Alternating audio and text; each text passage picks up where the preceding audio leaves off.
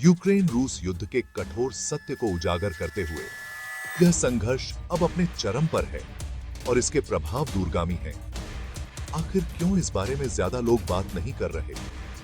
क्या यह युद्ध की थकान है या कुछ और?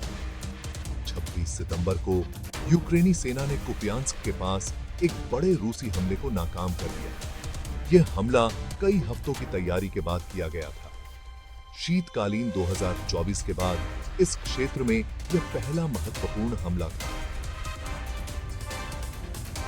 ठंड के मौसम ने दोनों पक्षों के लिए चुनौतियां बढ़ा दी। कल्पना कीजिए, 50 बख्तरबंद वाहन अंदर आ रहे हैं, लेकिन यूक्रेन मजबूती से खड़ा रहा।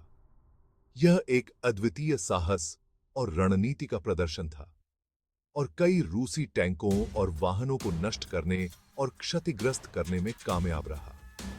रूस का उद्देश्य?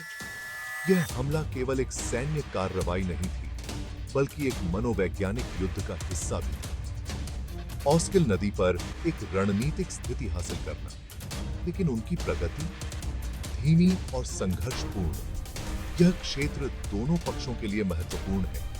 यूक्रेनी अधिकारियों का दावा है कि यह जीत एक कमजोर रूसी सेना का संकेत देती है, जो बड़े पैमाने पर हमले को प्रभावी ढंग से शुरू करने में असमर्थ है। यह यूक्रेन के लिए एक महत्वपूर्ण मनोवैज्ञानिक बढ़ावा है। रक्षा मंत्रालय किसी भी नए खतरे के लिए तैयार होकर सतर्क निगरानी रख रहा है। ड्रोन और रडार सिस्टम का उपयोग करके वे हर गतिविधि पर नजर रख रहे हैं। इस बीच यूक्रेनी मनोबल को चल रहे पश्चिमी सैन्य सहायता से बढ़ावा मिलता है। नए उपकरण और प्रशिक्षण ने उनकी क्षमता को और मजबूत किया है। राजनयिक रूप से यह एक शतरंज का खेल है। हर चाल का गहरा प्रभाव होता है और हर देश अपनी रणनीति बना रहा है। चीन और ब्राजील एक शांति योजना पर जोर दे रहे हैं, लेकिन राष्ट्रपति जेलेंस्की को संदेह है। उनका तर्क है कि यह मॉस्को का पक्ष लेती है। यह योजना विवाद का कारण बन गई है। अमेरिका सहित वैश्विक शक्तियां इन कदमों पर बहस और आलोचना कर रही हैं, जिसमें अवैध हथियारों के व्यापार और परमाणु खतरों के आरोप लग रहे हैं। यह एक जटिल और संवेदनशील मुद्दा है। पश्चिम दृढ़ बना हुआ है, रूस पर अधिक प्रतिबंध लगाने और यूक्रेन के लिए समर्थन बढ़ाने का वादा कर रहा है। यह समर्थन यूक्रेन के लिए महत्वपूर्ण है।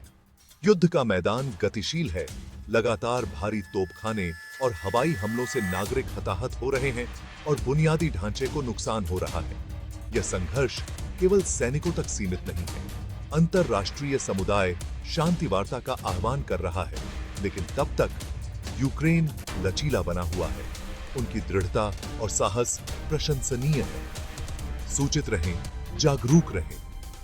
यह समय है जब हमें सच्चाई को जानने और समझने की आवश्यकता है। अभी के लिए बस इतना ही। हमारे साथ जुड़े रहें और ताजा अपडेट के लिए देखते रहें।